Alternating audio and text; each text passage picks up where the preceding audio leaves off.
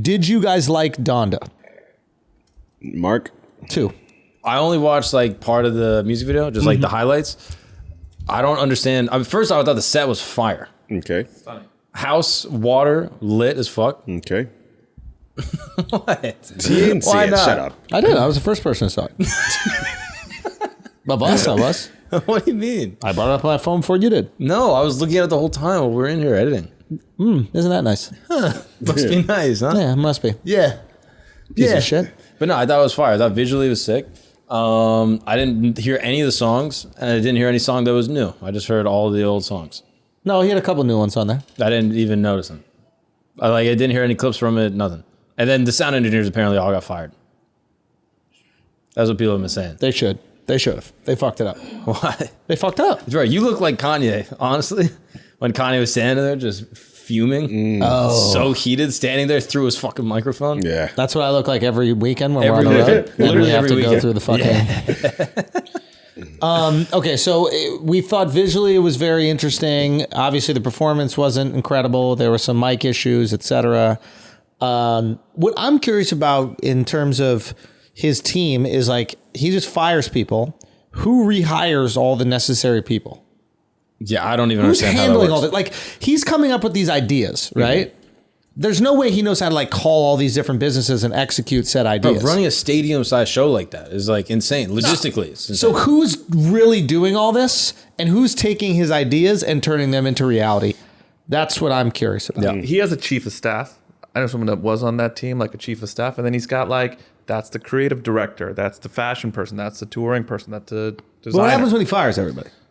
People wait in the wings. I don't know. And then does he call new people? Like I think I don't he see knows him of all- doing anything outside of like thinking of creative stuff and then just kind of like spewing them at people and then they go actually make it happen.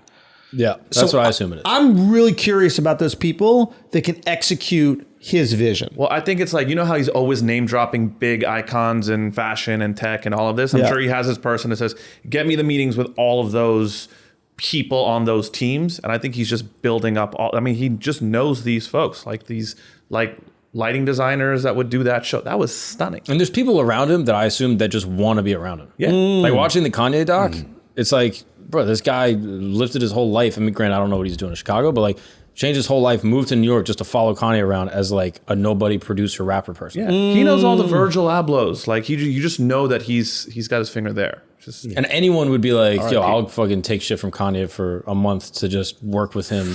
I'm just saying, I'm very impressed with execution. Everybody's got ideas. Few people have good ideas. Even fewer people have incredible ideas. But executing ideas is hard. And obviously it gets easier as you become more famous, right? Because you have the funds to do it.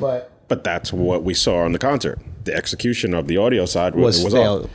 And he does a lot of stuff rushed. I don't think this show was planned that far in advance. Like the tickets just went on sale the day before. So it's like, that's funny. Yeah, so it's like if you're rushing a show in an arena, something's bound to go wrong. I'm surprised it looked as good as it did. Yeah. Plus the live stream component, like live switching. You have basically like a whole like TV production arm that's like manning all the cams and live streaming and switching everything to all the different platforms. It was on Instagram, it was on stemplayer.com, it was on Amazon Music. It was in doing all movie this? theaters. Yeah. Well, he set up There was that an company. IMAX movie Donda theaters. is a creative agency. He set up a creative agency for this reason, and then you start just adding these So key he's people. been planning this for and a he's while. spending a ton of money. I mean, literally, he outed one of the guys on Instagram for Spending too much. spending too much money. Yeah. That Oh, person yeah. was probably like top in his field. And running and shit. Ciao. Yeah. Yeah, he at the rate and pace that he's going, he's spending crazy amount of money. So he's just blowing crazy Yeah. bread. He's not going into like contract negotiation with these different vendors and trying to fight let for me try every to get a penny. deal. There's It's no just, we need this. How Yeah. much is it? Yeah. Sure. Yeah. Got you. Okay, that makes a little bit more sense. But I don't know. Maybe I'm alone in this. But aren't you guys impressed that like Yeah, it's it insane. can be done? Yeah. Like I don't know. To me, Yeah. But he also just has the clout, money, and like legacy just to speak things into existence and they get done. Yeah. And I think that's the biggest part, because without the clout, no one's going to take Shut that down risk their whole life and then go do it. Yeah. I mean, we have a buddy of ours, Kid Super, who was telling me he was telling us that he went to work with him for a couple weeks. Mm-hmm. And like he said, he was a big fan of Kanye. I wonder if we can even share this. Yeah, I'm sure we can. But he was like, it was dope. Like he just like said, hey, go cook up some cool stuff. You have ideas? Come on, hit me with ideas. Like it wasn't an actual structured job, but he also did say he fired the whole team while he was there. Oh, wow. Yeah, including the person who was supposed to pay him. Oh, wow. Yeah. So he didn't get paid? I was like, did you get paid? He's like, that guy got fired. Yeah. Wow. And I'm sure he could hit up the new person or whatever it was, but like, I don't know. I'm just so fascinated with like who's running that. Just from building this, like all of us building this, the organization and like the structure and that kind of stuff, that is the most foreign stuff for me. Mm-hmm. Like it's easy to get a bunch of us here and like work on a group project. That's easy. That's fun. Mm-hmm. Then you start to grow it beyond the team and that gets difficult. Just finding the right people, hiring people. Like he got over this hump where he just fires everybody. Yeah. You're asking someone to commit their life, change something. Like those people he fired probably gave up everything. Yeah. To go work for him. But he's got the clout that you could just call up someone and be like, yo, Kanye West wants me to go to Chicago to work on this thing. I'm gone. But like, don't you care a little about them? Their families? No. Like, I know they're just like, that's a different level of narcissism. Like where it's just like, whatever it takes to get me to do my thing. Yeah. And I don't care. Like matter of fact, if you fucked it up, that's on you. And all those people were trying their best. Mm-hmm. But like, and ultimately they fucked it up. Don't get me wrong. I'm just saying like, oof. Yeah. Like those people that can do that, like the people that work for those corporations and they lay off 30,000 people on a Monday. Yeah, this guy, the guy that did it on Zoom, like however many people, it was like 2,000 people are just like, so well, we're terminating this whole department. Yeah. And they're all just like, looking at fucking Macs they can't afford, like fuck. And Peloton. Yeah. What happened with Peloton? They like laid off 2,800 employees and just gave them a free subscription at the end. Yeah. You're gonna have some extra time. I don't know if it was just that, but that was like a part of the package or whatever. That's I mean, like we'll get back to Donda in a second, but like that's a tricky thing about Peloton. Like anybody who's used Peloton acknowledges it's awesome. Mm-hmm. Like you used to work out Peloton, you still doing Peloton? No, I actually sold mine. Interesting. Yeah. In solidarity with the working class. Yeah, exactly. Yeah, respect. I don't know. I thought it was phenomenal.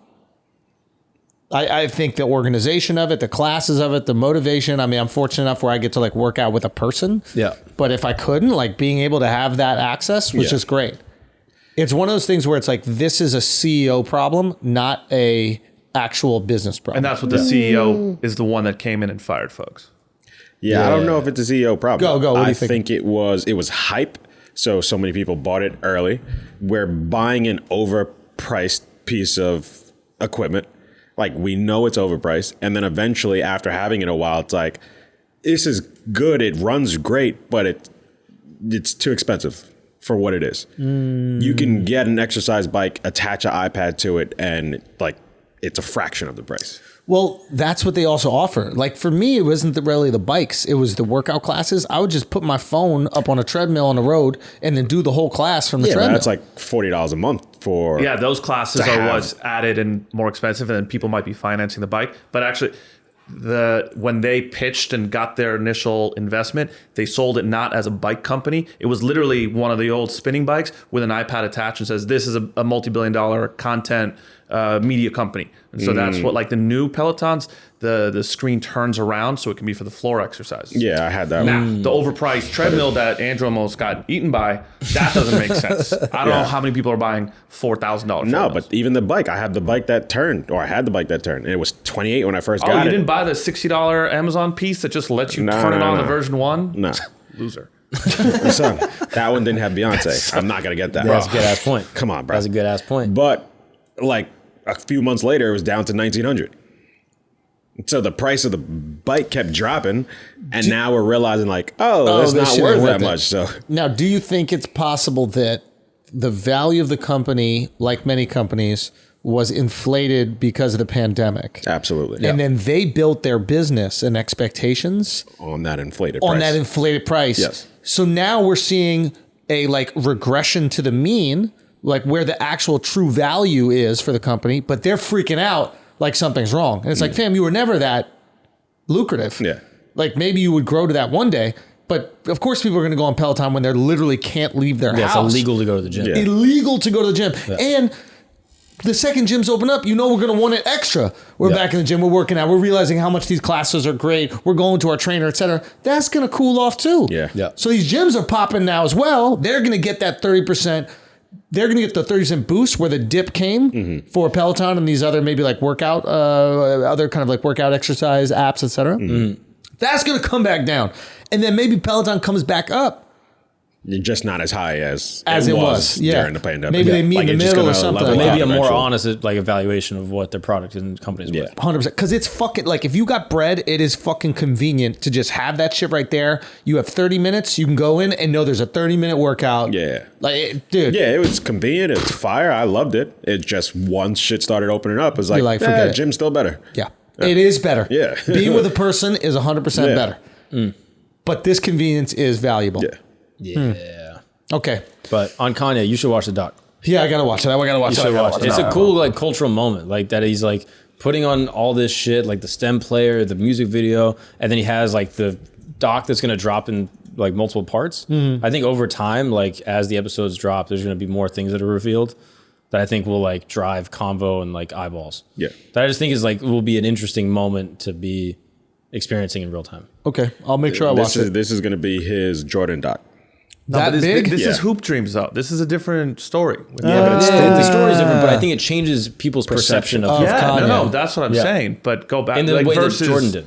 I mean, I don't know if this was good for Jordan. That's my point. I don't know if it'll be good for Kanye. Oh, it's really that honest? The first episode's amazing, but it's like I could see it if Getting it's dark. But it is honest though, in the sense that it's like, yo, this is a kid from Chicago, like this is his relationship with his mom. Like it feels vulnerable. And if it continues to be that vulnerable, then it would reflect the truth of his character, which is both good and bad. Yes.